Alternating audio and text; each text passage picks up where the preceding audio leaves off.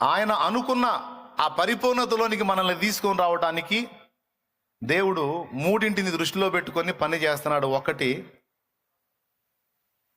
మనలో ఓర్పు పుట్టాలంటే మన విశ్వాసానికి పరీక్షలు ఎదురు కావాలి. అసలు విశ్వాసానికి పరీక్షలు ఎదురై మనలో ఓర్పుని ఎట్ట పుట్టిస్తాయో సింపుల్. అబ్రహాం లైఫ్ని తీసుకోండి, మోషే లైఫ్ని తీసుకోండి. ఇవన్నీ మీకు ఆల్రెడీ తెలిసిన విషయాలు కాబట్టి గుర్తు చేస్తున్నాను నేను.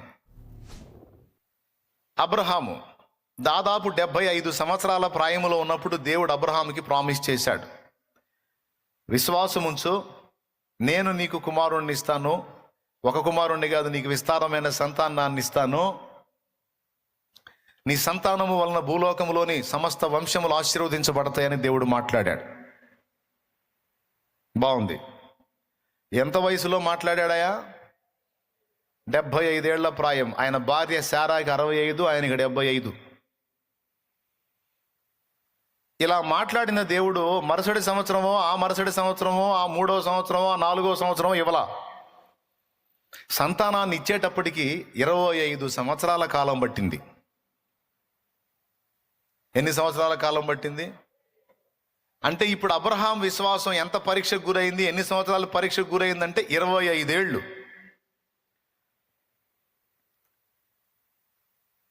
మొదటి సంవత్సరంలోనే ఆశించి ఉండొచ్చు, విశ్వసించి ఉండొచ్చు, ఈ సంవత్సరంలో కార్యం జరిగిద్ది అని.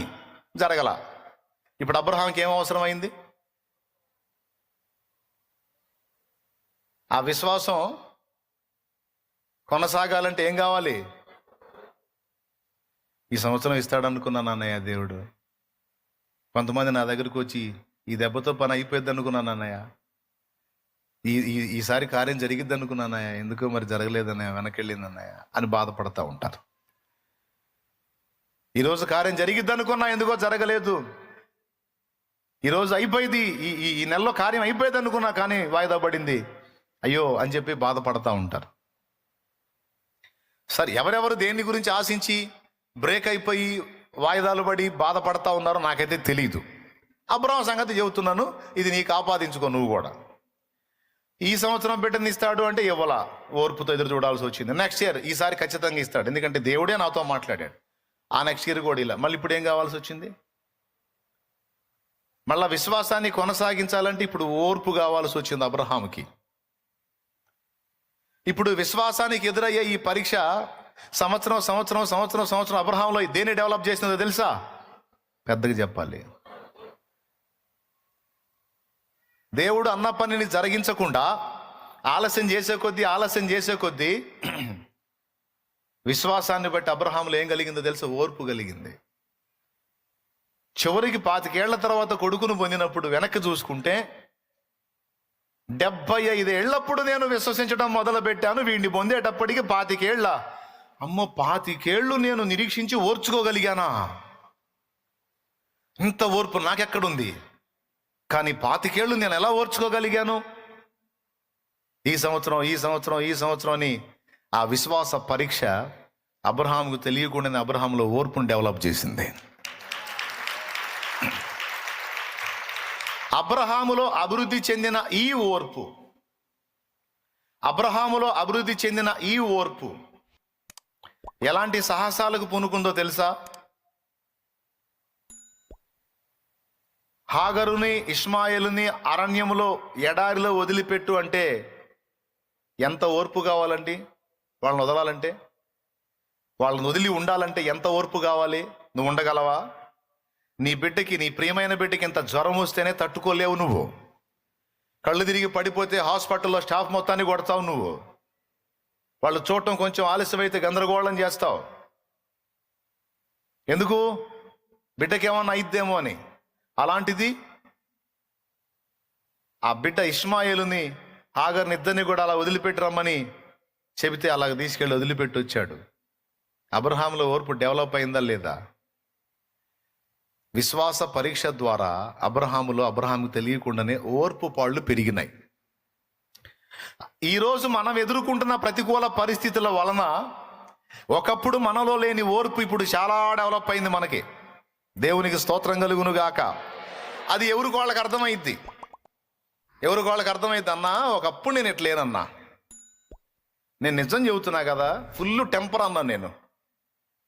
అస్సలు ఇంత సంయమనం, ఇంత ఓర్పు, ఇంత సహనం, ఇంత సాధుత్వం పొర్రపాటును కూడా మనకు లేవు. మరి ఏం జరిగిందో అర్థం కాలేదన్నా. ఈ కొన్ని సంవత్సరాల్లో నాలో గణనీయమైన మార్పు వచ్చింది అని ఎంతమంది ఒప్పుకుంటారు? ఒకప్పుడు నాలో లేని ఈ ఓర్పు, సహనాలు అనేవి ఈరోజు కొంతమేర డెవలప్ అయినాయి. ఇప్పుడు నన్ను నేను చూసుకుంటుంటే నేనేనా అని నాకు అనిపిస్తుంది అన్నోళ్ళు చేతులు ఎత్తండి. రైట్? ఇది ఆశ్చర్యమే మీకు. కానీ మీలో వచ్చింది ఆ తత్వం. ఎలా వచ్చింది? ఇలా రావడం కోసం నువ్వేమన్నా సాధన చేసావా? నాకు ఓర్పు కావాలి, నాకు ఓర్పు కావాలి, నాకు ఓర్పు కావాలి, నాకు ఓర్పు కావాలి అనుకుంటే ఏమైనా సాధన చేసావు? రోజు దెబ్బ మీద దెబ్బ, దెబ్బ మీద దెబ్బ, దెబ్బ మీద దెబ్బ, విశ్వాస పరీక్షలు ఎదురయ్యి ఎగిరెగిరి పడే వ్యక్తిని నిన్ను కంట్రోల్ చేసినాయి. దేవునికి స్తోత్రం కలుగును గాక. ఎగిరెగిరి దూకే నిన్ను కట్టడి చేసినాయి. ఈరోజు ఏదన్నా డెవలప్ అయింది నీలో ఓర్పు అంటే అది దేవుడు నీ జీవితంలో అనుమతించిన విశ్వాస పరీక్ష ద్వారా డెవలప్ అయింది తప్ప ఇంకో రకంగా కాదు. ఇక్కడ కూర్చున్న వాళ్ళు ఎవరు సామాన్యులు కాదు. బజార్లను గందరగోళం చేసిన వ్యక్తులే ఈరోజు వచ్చి సాధుమూర్తుల్లాగా హల్లెలూయా, స్తోత్రం ప్రభువా, నీకు వందనాలు, వందనాలు, హల్లెలూయా. దేవుడు అలా చేసేసాడు. దేవుడు అలా చేశాడండి. నాకు తెలిసిన అన్యుల గుంపు ఒకటి ఉంది. అన్యుల గుంపు ఈ రోడ్డు మీద వెళ్తా వస్తా ఉన్న బిడ్డల్ని గల్లించేవాళ్ళు. వాళ్ళు సరే, వాళ్ళు ఎవరిని గల్లిస్తున్నారో వాళ్ళకి తెలియదు. అర్థమైందా? వాళ్ళు ఎవరిని గల్లిస్తున్నారో, వాళ్ళు ఎంత క్రూరమైన వ్యక్తులో, వాళ్ళు ఎలా మారారో వాళ్ళకి తెలియదు. ఇప్పుడు కాదులే, స్టార్టింగ్లో కొంతమంది తెలియక ఎగిరెగిరి పడేవాళ్ళు. నేను నవ్వుకునేవాడిని. వాళ్ళు ఎవరిని కల్లిచ్చారో వాళ్ళని చూసి నవ్వుకునేవాడిని నేను. వాళ్ళు ఎవరు సామాన్యులు కాదు, నేర చరిత్ర కలిగిన వాళ్ళు, సైలెంట్గా శాల్తీల్ని గందరగోళం చేసిన వాళ్ళు. వాళ్ళని గల్లించు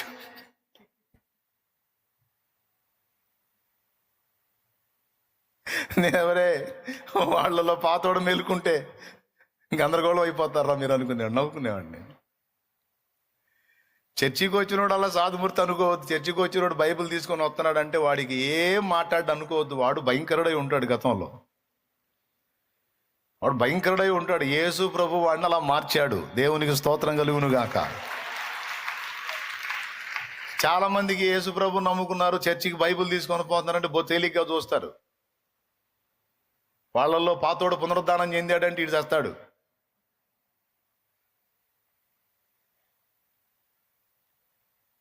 ఒకడు ఇంకొకటితో వాదిస్తున్నాడంట. నువ్వు ఎన్నన్నా చెప్పు, నేను దేవుడు ఉన్నాడంటే మాత్రం ఒప్పుకోను అని చాలాసేపు భక్తుడితో వాదిస్తూ ఉన్నాడంట. ఆ పక్కన కొంచెం ఎడంగా ఒకడు కూర్చొని ఉన్నాడు. వీళ్ళ సంభాషణ వింటా ఉన్నాడు. పాప ఈయన ఎంతో కన్విన్స్ చేసి చెబుతున్నాడు, కాదయ్యా దేవుడు ఉన్నాడు, దేవుడు గొప్పోడు, దేవుడు నిజంగా యేసు ప్రభు అయ్యా అని చెప్పి ఈయన సువార్త చెబుతున్నాడు. వాడేమో నువ్వు ఎన్నన్నా చెప్పు సార్, నేనెన్నో అని ఎగిరెగిరి పడుతున్నాడు ఈయన మీద. దాదాపు అరగంట సేపు వాడు వాదిస్తానే ఉన్నాడు.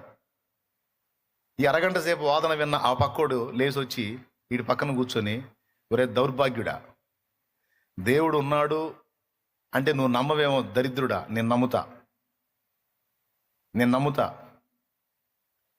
ఆ దేవుడు యేసు ప్రభు అంటే కూడా నేను ఇప్పుడు నమ్ముతా అన్నాడంట. వచ్చి కూర్చున్నాడు.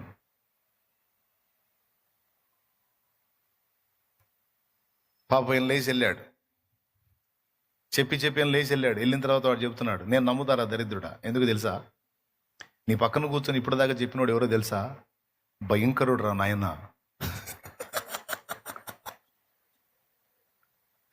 వాడి చరిత్ర అంతా తెలుసురా నాకు. నువ్వు అరగంట సేపు వాదిస్తే వాడు నీ తల పగలగొట్టకుండా లేచి వెళ్ళాడంటే ఖచ్చితంగా దేవుడు ఉన్నాడు రా.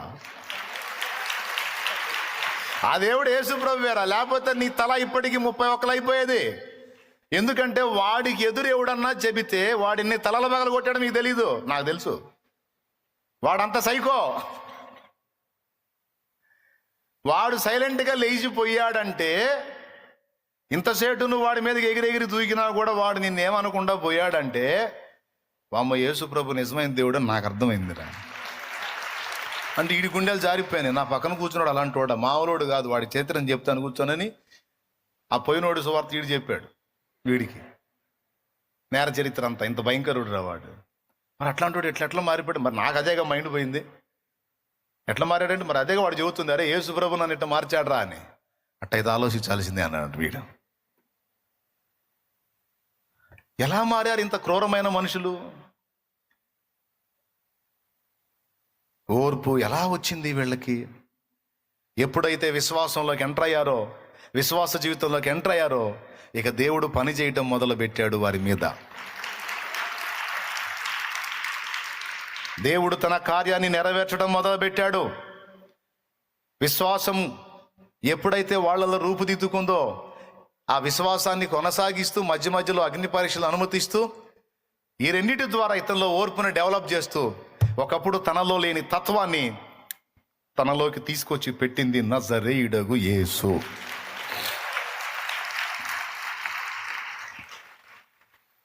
మోషే ఎంత టెంపరో మీకు తెలుసా? మోషే ఎంత టెంపరో మీకు తెలుసా? కళ్ళ ముందు అన్యాయం జరుగుతుంటే ఇక మళ్ళీ మాట పలుకుండదు, నిలువున చంపేయటమే.